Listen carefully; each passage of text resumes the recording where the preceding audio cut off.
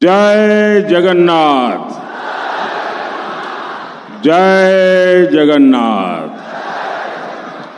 जय श्री राम। जय श्री राम। मैं आस्था पूर्वक नमन करता हूं और कल से ही यहां मां नारायणी का उत्सव शुरू हुआ है।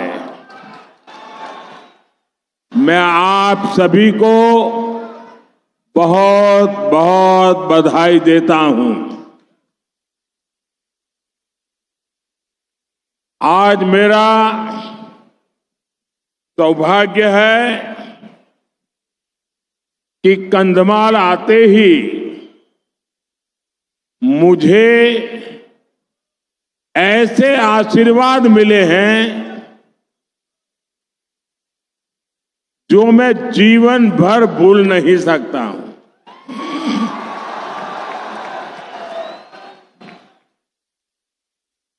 और ये आशीर्वाद पूरे देश में क्या परिवर्तन आ रहा है, कैसा परिवर्तन आ रहा है, उसका एक साक्षात उदाहरण है। एक माताजी ने आकर के मेरा स्वागत सम्मान किया। जब मैंने उनके विषय में जाना तो मैं भाव विभोर हो गया। ये वो माता हैं तुला बेहरा जी, जिनके पास अपना कुछ नहीं है। मुझे बताया गया कि वो भिक्षा मांगती है और तुला बेहरा जी ने भिक्षा मांग करके 1,00,000 रुपया इकट्ठा करके भगवान जगन्नाथ जी के चरणों में दिया।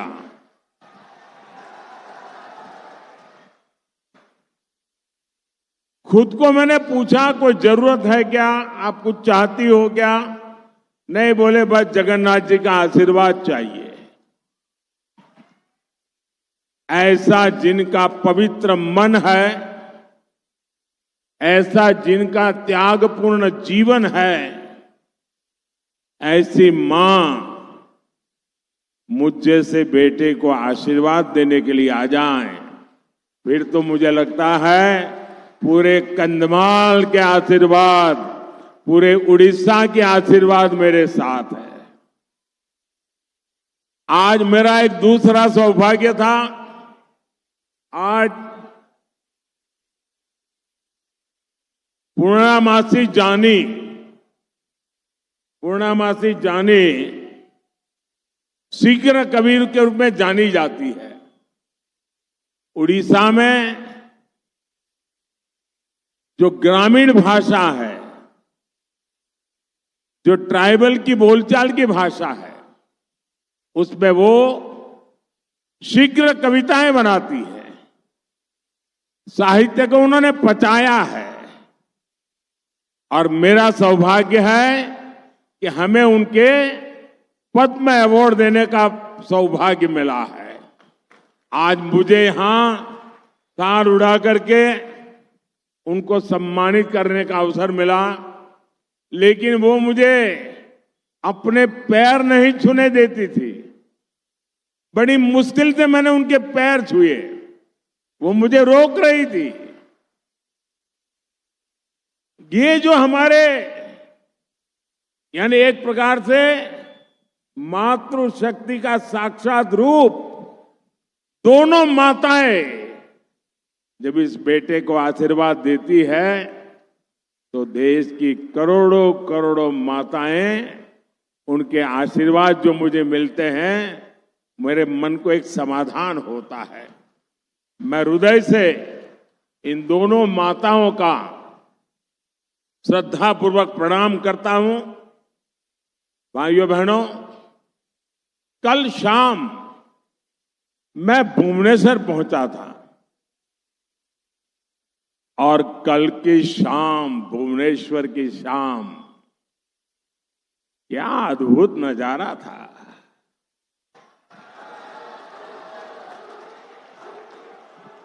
क्या अपार जनसमूह था। सड़कों पर अबाल वृद्ध सब, छोटे छोटे बच्चे, बुजुर्ग माताएं, सड़कों पर आकर के हजारों लोग आशीर्वाद दे रहे थे। मेरे लिए उड़ीसा का ये स्नेह, उड़ीसा का ये प्यार कितनी बड़ी ताकत का, और भगवान जगन्नाथ जी के चरणों में मिलने वाले आशीर्वाद, सचमुच में मैं आप सबका जितना आभार व्यक्त करूं कम है। मैं उड़ीसा के लोगों का ऋणी हूं। आपने मुझे कर्जदार बना दिया है और मैं आपको विश्वास दिलाता हूं कि मैं ये कर्ज, आपके प्यार का कर्ज, आपके आशीर्वाद का कर्ज, जो मेरे लिए एक ताकत बन गया है, मैं ये कर्ज ज्यादा से ज्यादा मेहनत करके, देश की सेवा करके चुकाऊंगा।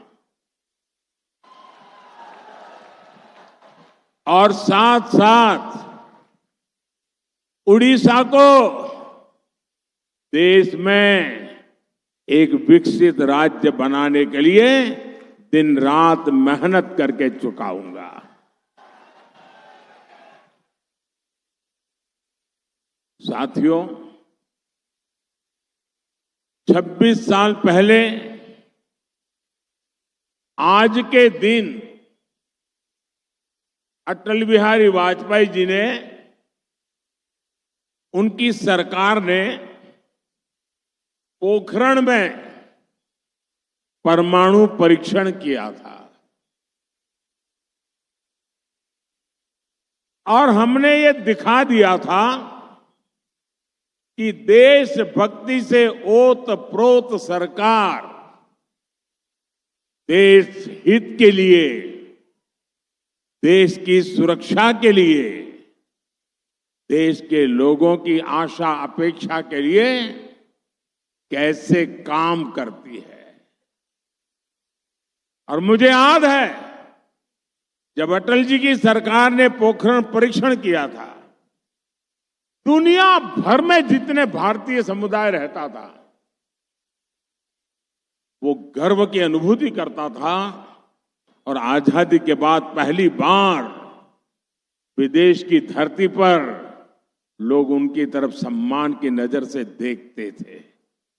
वो परमाणु परीक्षण की इतनी बड़ी ताकत थी। साथियों, एक वो दिन था जब भारत ने दुनिया को अपने सामर्थ्य का परिचय करवाया था और दूसरी तरफ एक कांग्रेस की सोच, कांग्रेस बार बार अपने ही देश को डराने की कोशिश करती है। वो कहते हैं संभल के चलो, पाकिस्तान के पास एटम बम है, पाकिस्तान के पास एटम बम है, पाकिस्तान के पास एटम बम है। ये मरे पड़े लोग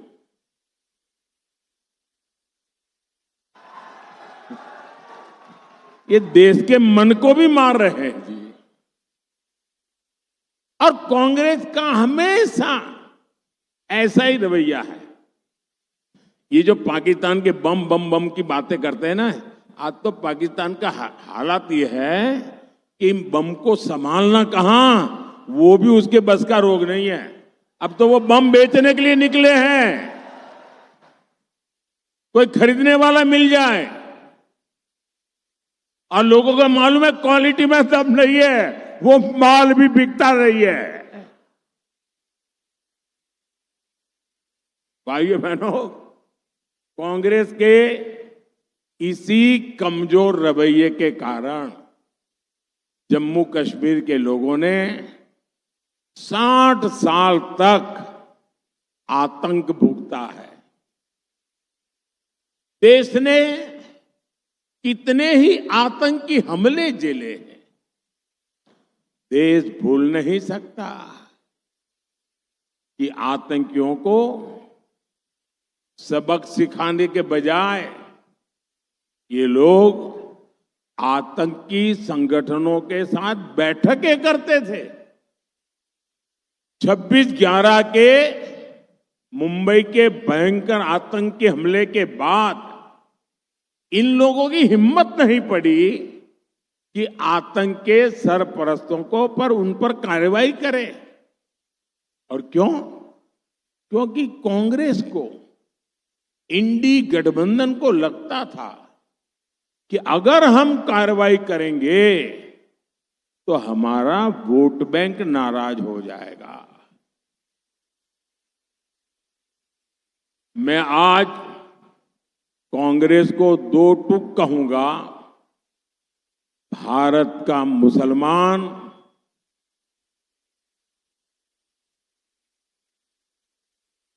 कांग्रेस की जो हरकतें हैं,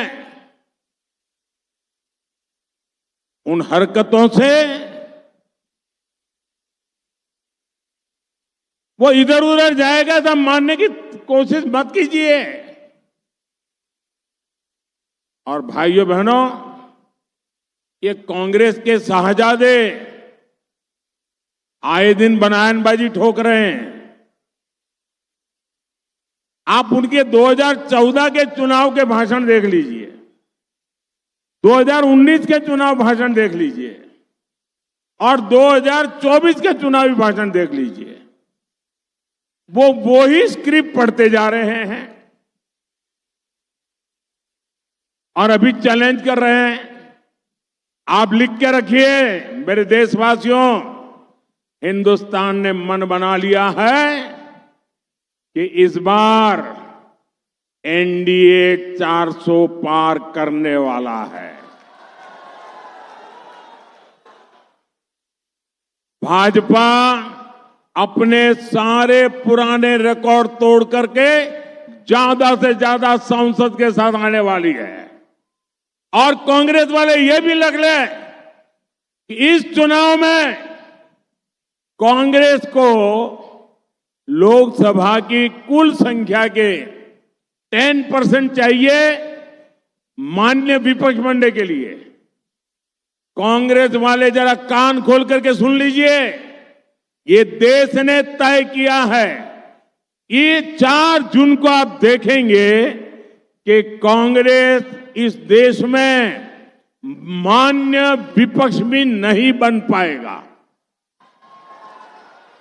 वो 50 से नीचे सिमटने वाले हैं। भाइयों और बहनों, ओडिशा के आप सभी लोगों के लिए ये चुनाव बहुत अहम है। विकसित ओडिशा, विकसित भारत के संकल्प के लिए आपका हर वोट जरूरी है। आपका एक वोट यहां डबल इंजन की बीजेपी सरकार बनाएगा और उड़ीसा में पहली बार डबल इंजन सरकार बनने वाली है। उड़ीसा रे प्रथम थर हैब डबल इंजन सरकार। इसलिए उड़ीसा से आपको 21 के 21 भाजपा के सांसद दिल्ली भेजने हैं। यहां कंधमाल से हमारे सुकांत कुमार पाणिग्रही जी को भारी बहुमत से विजयी बनाना है। सुकांत जी जरा आगे आ जाइए, वहां।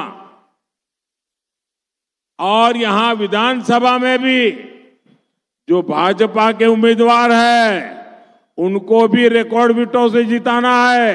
जरा एमएलए कैंडिडेट भी आगे आ जाए। जो एमएलए के कैंडिडेट है जो चुनाव लड़ रहे हैं, बाकी लोग नीचे बैठिए। जो कैंडिडेट नहीं है वो बैठ जाइए। जो कैंडिडेट है वो आगे आ जाए। जो उम्मीदवार है वो आगे आ जाए। जो इस चुनाव लड़ रहे हैं वो आगे आ जाए। अब मैं 1 मिनट लेता हूं, इन सबके पास जाके मैं दोबारा आता हूं।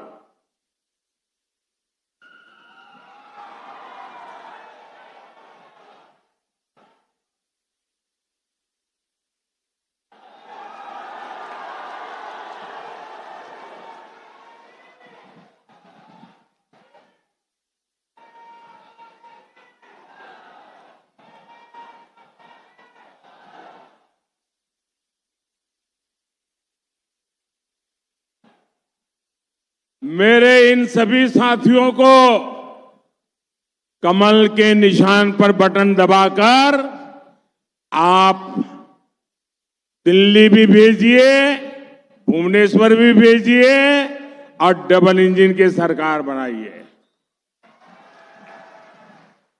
साथियों, भाजपा विकास भी और विरासत भी इस मंत्र को लेकर देश को आगे बढ़ा रही है। ये भाजपा ही है जिसकी सरकार में देश का 500 साल का इंतजार पूरा हुआ।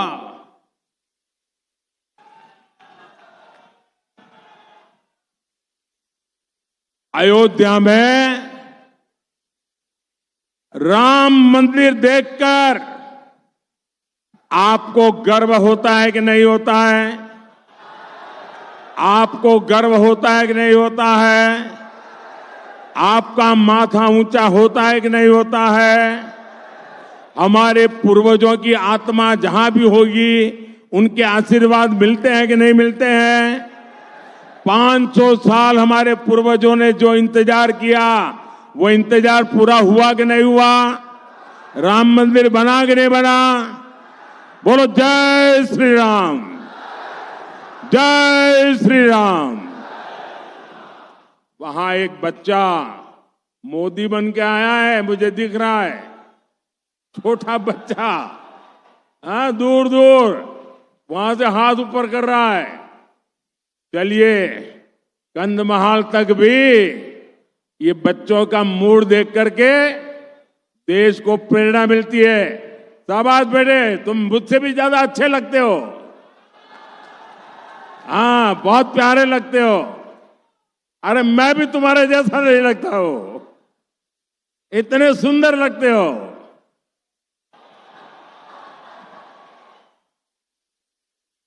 आजा भाई, इनसे तस्वीर ले लीजिए जरा। एसपी जी वाले ये सज्जन कब से हाथ ऊपर करके खड़े हैं, जरा उनसे तस्वीर ले लीजिए भाई।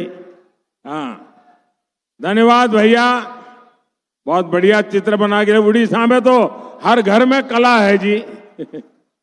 हाँ, दे दीजिए, शाबाश।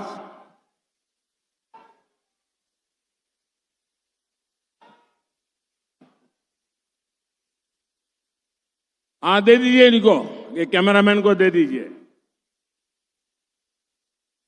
मुझे पहुंच जाएगा। पीछे आपका नाम पता लिखा है ना? धन्यवाद। वो जो मोदी बना है ना उसको भी कहिए बैठिए भाई आराम से, अब बेचारा थक जाएगा। हाँ।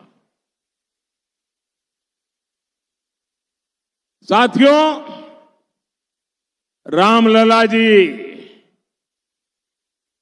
आज पूरे देश को आशीर्वाद दे रहे हैं।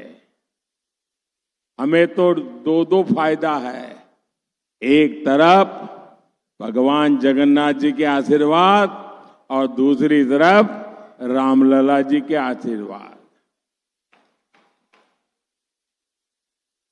साथियों, यहां राज्य भाजपा भी ओडिया भाषा, ओडिया संस्कृति के प्रति समर्पित है।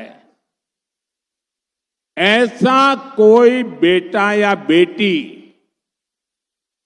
जो उड़ीसा की मिट्टी से निकला हो, यहां की संस्कृति को समझता है, भाजपा का यहां का मुख्यमंत्री बनाना तय है।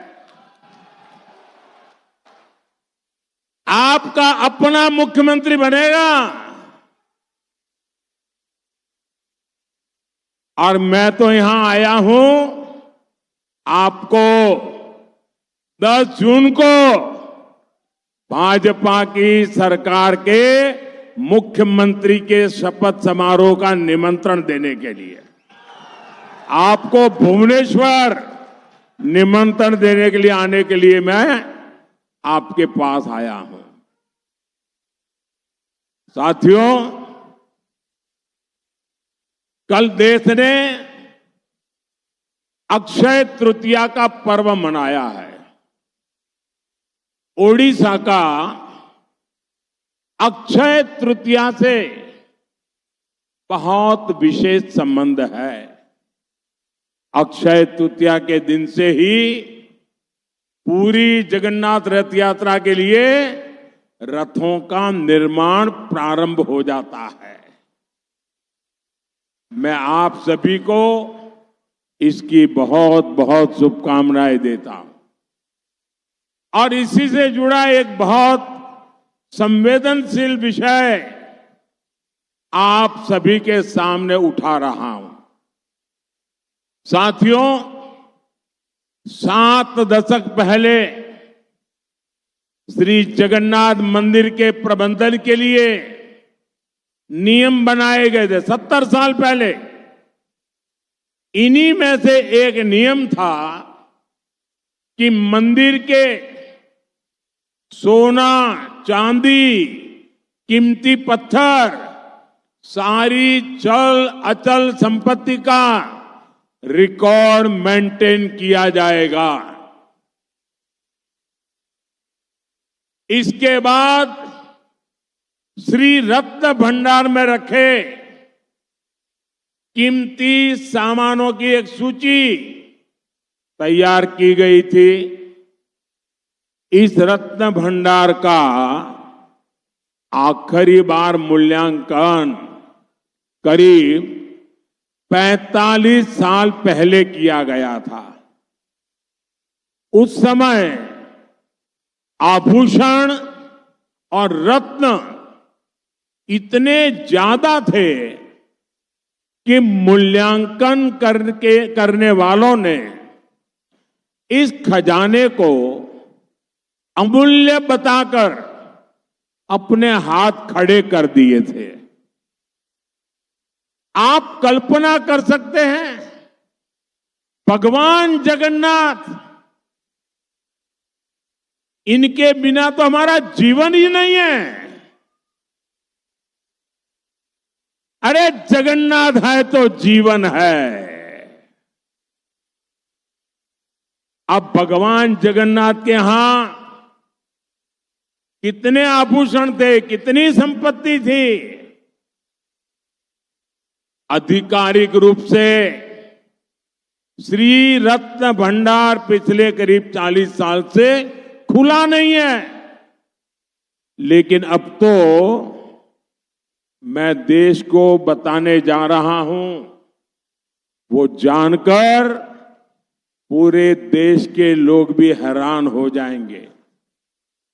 श्री जगन्नाथ मंदिर के श्री रत्न भंडार के गर्भगृह के आंतरिक कक्ष की चाबियां पिछले 6 साल से लापता है।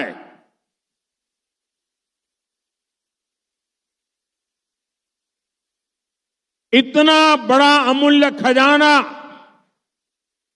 जो भगवान जगन्नाथ के ताबे में है, आप उसको भी संभाल नहीं पाए, चाबी खो गई। आप मुझे बताइए, मेरे उड़ियावासी, आप जरा बताइए, मेरे तो दिल को चोट पहुंची है। मैं आपको पूछता हूं, और आज पूरे देश को चोट पहुंच रही है जब सुनेंगे तो, क्या आपको ये जानने का अधिकार है कि नहीं है कि चाबियां कहां गई? ये जानने का अधिकार है कि नहीं है? हर देशवासी को पता चलना चाहिए कि नहीं चलना चाहिए? हर उड़िया को पता चलना कि नहीं चाहिए? भगवान जगन्नाथ के हर भक्त को पता होना चाहिए कि नहीं होना चाहिए? चाबी चली गई, किसके पास गई? क्या वो खोलता है, बंद करता है, क्या करता है? और फिर राज्य सरकार में जब तूफान खड़ा हो गया तो क्या कहते हैं? राज्य सरकार कहती है कि रत्न भंडार की डुप्लीकेट चाबियां मिली है। अब सवाल उठता है, ये डुप्लीकेट चाबियां क्यों बनाई गई? क्या डुप्लीकेट चाबियों से ये रत्न भंडार रातों में कोई खोलता था क्या? क्या डुप्लीकेट चाबियों से ये उत्तम भगवान के आभूषण चोरी होते थे क्या? कहीं और लापता होते थे क्या? क्या होता था? डुप्लीकेट चाबी वाला मामला, चाबी खो जाना गंभीर है, डुप्लीकेट चाबी उससे भी गंभीर है।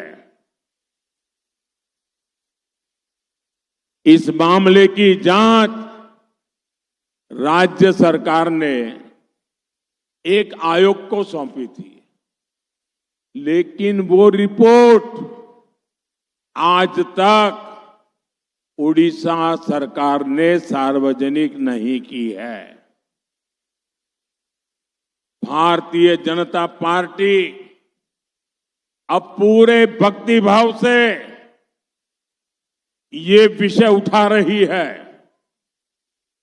आखिर क्यों बीजेडी सरकार, नवीन बाबू की सरकार इस विषय से क्यों भाग रही है? आखिर ऐसी क्या मजबूरी है? आखिर राज्य सरकार किसके पाप को बचाने की कोशिश कर रही है? मैं आज उड़ीसा के लोगों को, देश के लोगों को एक वायदा कर रहा हूं। राज्य के अंदर भाजपा सरकार बनने के बाद श्री रत्न भंडार की पारदर्शिता को, प्रतिष्ठा को फिर से स्थापित किया जाएगा। और ये मोदी की गारंटी है।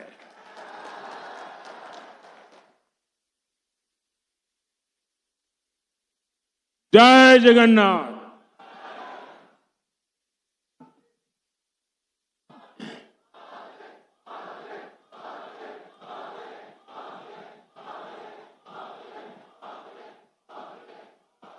साथियों, भाजपा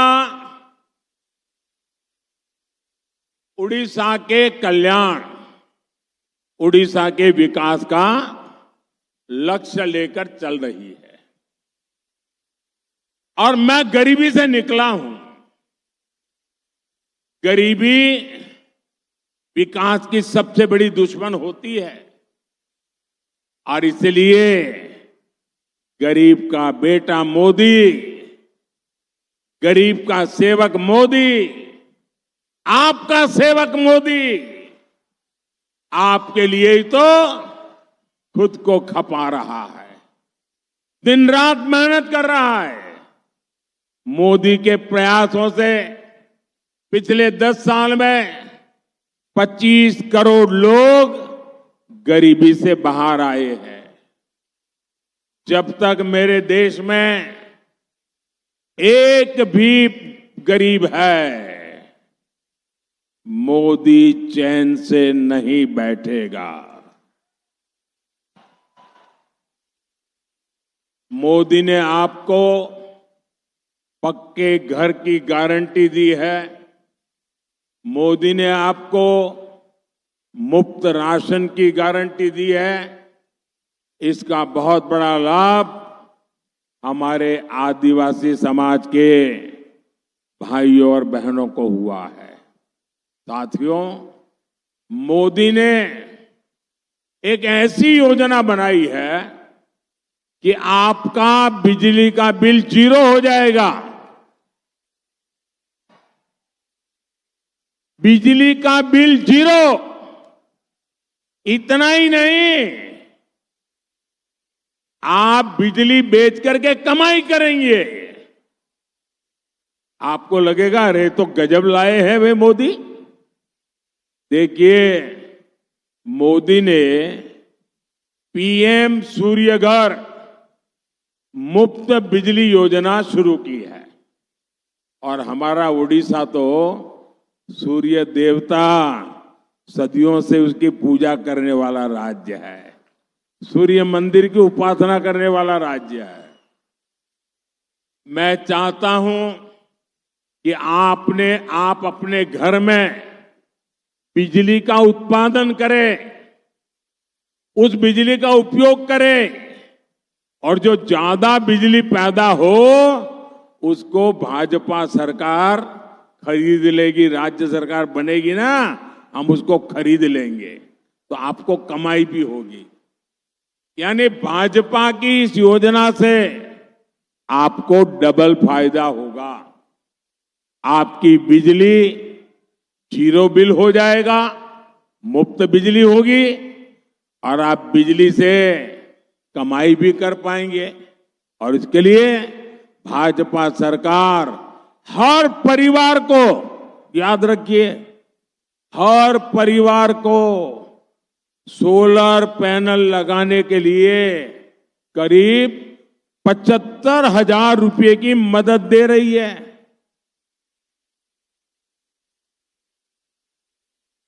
75,000 रुपया और बिजली मुफ्त और बिजली से कमाई। बताइए, इससे बड़ी कोई योजना हो सकती है क्या? मोदी आपको 5 लाख रुपए तक का मुफ्त इलाज की सुविधा देना चाहता है। लेकिन उड़ीसा की बीजेडी सरकार आयुष्मान हमारी जो योजना है वो यहां लागू नहीं होने देती है। इसका कितना बड़ा नुकसान है मैं बताता हूं। जरा उड़ीसा के लोग मेरे भावनाओं को समझे। अब मेरे यहां गुजरात में हमारे बहुत से उड़ीसा के भाई बहन काम करते हैं।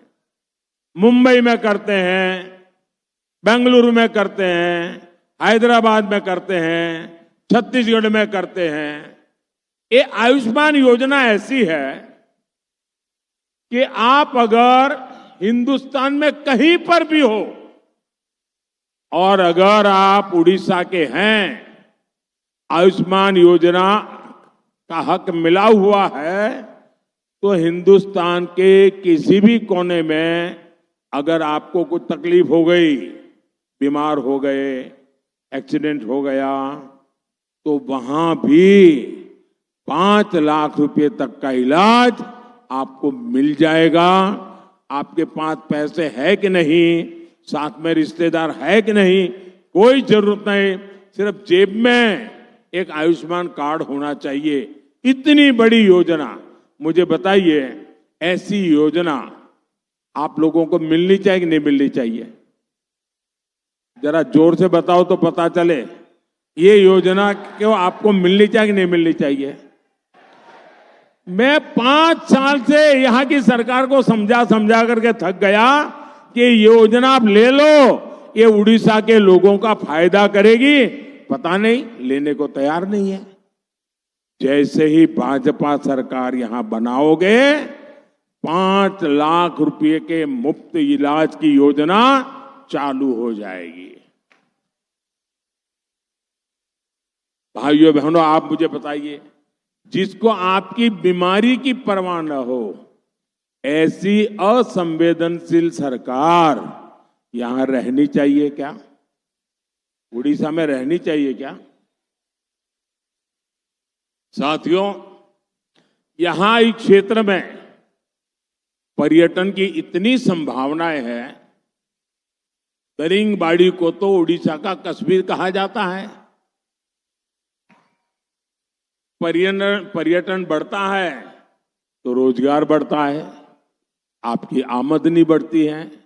लेकिन उड़ीसा सरकार की उदासी की वजह से यहां टूरिज्म भी चौपट है।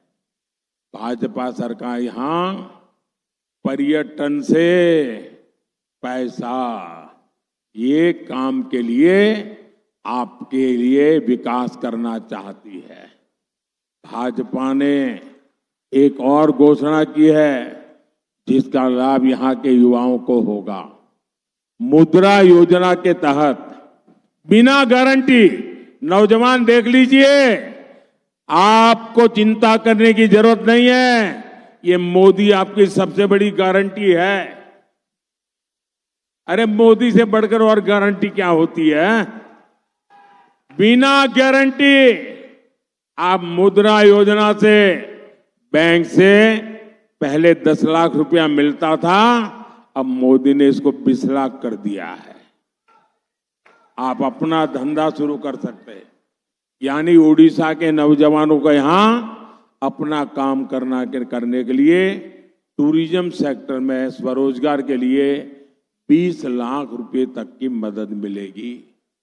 साथियों, भाजपा सरकार किसानों के हितों की भी सर्वोच्च प्राथमिकता देती है। उड़ीसा भाजपा ने भी किसानों के लिए बड़ी घोषणा की है। 3,100 रुपये 3,100 रुपये प्रति क्विंटल के हिसाब से धान खरीदी और 48 घंटे के भीतर आपके खाते में पैसा जमा। इससे यहां के हमारे किसान परिवारों को बहुत मदद मिलेगी। यहां कंधमाल की हल्दी भी तो बहुत मशहूर है। केंद्र सरकार ने, मोदी सरकार ने कंधमाल हल्दी को जीआई टैग दिया है। लेकिन साथियों, यहां की नवीन बाबू की बीजेडी सरकार ने हल्दी किसानों को भी बेहाल रखा है। यहां पर्याप्त भंडारण की सुविधाएं नहीं है। इसलिए उड़ीसा भाजपा ने कंधमाल में मसाला पार्क बनाने की घोषणा की है। आपके कंधमाल में बनेगा। भाजपा सरकार ने राष्ट्रीय हल्दी बोर्ड का भी गठन किया है। साथियों, मोदी उनको पूजता है जिनको किसी ने नहीं पूछा। यहां डोकरा और बांस की कलाकारी से जुड़े विश्वकर्मा साथी रहते हैं। इनके लिए मोदी सरकार ने 13,000 करोड़ रुपए की पीएम विश्वकर्मा योजना बनाई है। यहां की भुइयां, भूंजिया, पोंडो पोराजा और मनकरडिया जैसी अति पिछड़ी जनजातियों की सूद भी किसी ने नहीं ली थी। पहली बार इनके लिए मोदी ने 24,000 करोड़ रुपए की पीएम जनमन योजना बनाई है। और आप जानते हैं ये योजना किसके कहने पर बनी? हमारी राष्ट्रपति और उड़ीसा की बेटी द्रौपदी मुर्मू के मार्गदर्शन में इस योजना ने आकार लिया है। हमारी राष्ट्रपति पर आज पूरे देश को गर्व है। कंधमाल को तो गर्व होता ही होगा। साथियों, बीजेडी और कांग्रेस ने कंधमाल को पिछड़ा जिला घोषित कर अपनी जिम्मेदारियों से पल्ला झाड़ लिया था। मोदी ने कंधमाल जैसे जिलों को देश के आकांक्षी जिला घोषित किया। मैं दिल्ली से खुद यहां आके, यहां क्या काम चल रहा है, मेरे चैम्बर में एक स्क्रीन है। ऐसे आकांक्षी जिलों का क्या होता है, डेली मॉनिटरिंग होता है। इसका परिणाम यह है कि कंधमाल तेजी से विकास कर रहा है। भाजपा सरकार ने यहां कई एकलव्य आवासीय विद्यालय स्वीकृत किए हैं, लेकिन बीजेडी के नेता शिक्षण संस्थानों में कब्जा करके बैठे हैं। बीजेडी के नेता यहां आदिवासियों की जमीनें हड़पने में जुटे हैं। मैं आपको विश्वास दिलाता हूं, यहां भाजपा सरकार आएगी तो ऐसे हर माफिया पर कार्रवाई की जाएगी। भाइयों और बहनों, कांग्रेस पूरे देश में पस्त पड़ चुकी है, इसलिए जो भी बीजेडी के कुशासन को हटाना चाहते हैं वो कमल पर ही बटन दबाएंगे।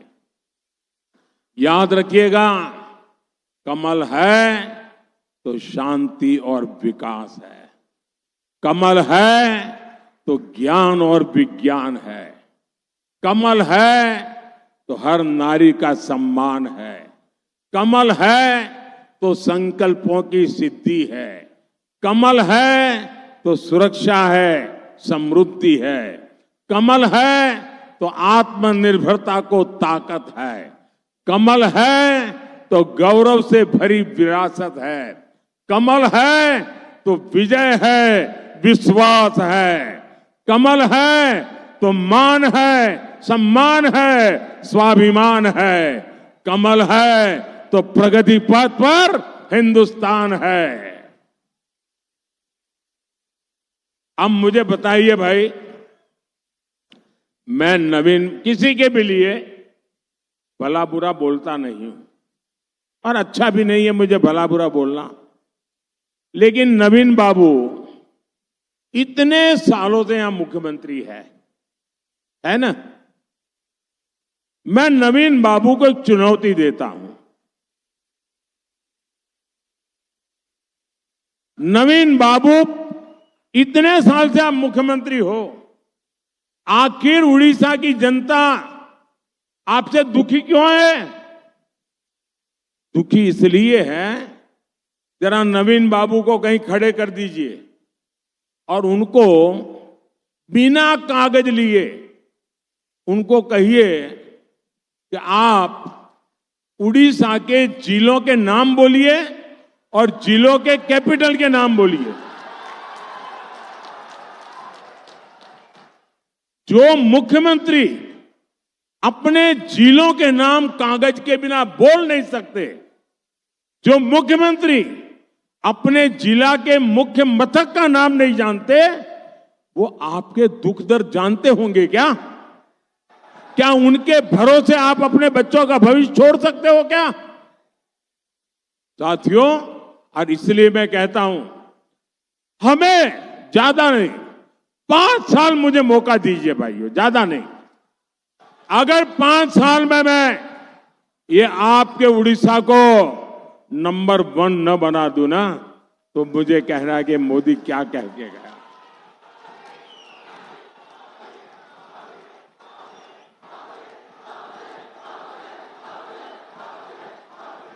भाइयों बहनों, मैं गुजरात का मुख्यमंत्री रहा हूं। गुजरात के पास जो ताकत है, उड़ीसा के पास उससे 100 गुना ज्यादा ताकत है। गुजरात आगे निकल गया, उड़ीसा क्यों पीछे रह गया? देखिए, यहां पर आपके पास इतने मिनरल्स है, गुजरात के पास नमक के सिवाय कुछ नहीं है। सिवाय नमक गुजरात के पास कुछ नहीं है, फिर भी गुजरात आगे निकल गया। आप तो देश का नंबर 1 राज्य बन सकते हैं भाई। और इसलिए यहां की जमीन से जुड़ा हुआ इंसान यहां का मुख्यमंत्री होना चाहिए। आपके दिलों से जुड़ा हुआ व्यक्ति मुख्यमंत्री होना चाहिए। और इसलिए उड़ीसा के लोग जरा भी चिंता मत कीजिए, एक बार हिम्मत करके सभी एमएलए को विजयी बनाइए, सभी एमपी को विजयी बनाइए और भुवनेश्वर में बीजेपी की सरकार बनाइए और दिल्ली में 400 पार में आप भी भागीदार बनिए। साथियों, मेरा एक काम करेंगे, जरा हाथ ऊपर करके बताओ तो मैं बोलूं। मेरा एक काम करेंगे, ऐसे नहीं, जरा जोर से बताओ तो बोलूं। मेरा एक काम करेंगे, एक काम करना, घर घर जाना और लोगों को मिलकर के कहना कि अपने मोदी जी कंधमाल आए थे और मोदी जी ने आपको जय जगन्नाथ कहा है।